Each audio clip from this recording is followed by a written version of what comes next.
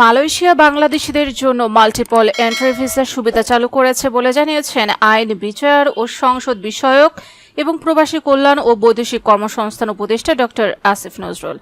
গত মে মাসে মালয়েশিয়ার সফরকালে উপদেষ্টা ডক্টর আসিফ নজরুল ও প্রধান উপদেষ্টার আন্তর্জাতিক বিষয়ক বিশেষ দূত লুৎফে সিদ্দিকীর নেতৃত্বে একটি প্রতিনিধি দল দেশটির স্বরাষ্ট্রমন্ত্রীর সঙ্গে বৈঠক করেন।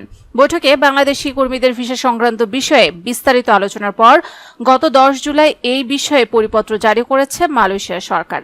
আসিফ নজরুল বলেন, বৈঠকে দেশটির স্বরাষ্ট্রমন্ত্রী দ্রুত এ সমস্যা সমাধানের আশ্বাস দিয়েছিলেন। এরপর থেকে প্রবাসী কল্যাণ মন্ত্রণালয় ও মালয়েশিয়ায় বাংলাদেশের দূতাবাসের কর্মকর্তারা সার্বক্ষণিক যোগাযোগ রাখেন। অবশেষে গত 10 জুলাই প্রবাসী বাংলাদেশি কর্মীদের জন্য মাল্টিপল এন্ট্রি ভিসার সুবিধা চালু করে মালয়েশিয়া ইমিগ্রেশন মহাপরিচালকের পক্ষে স্বাক্ষরিত একটি পরিপত্র জারি করা হয়েছে।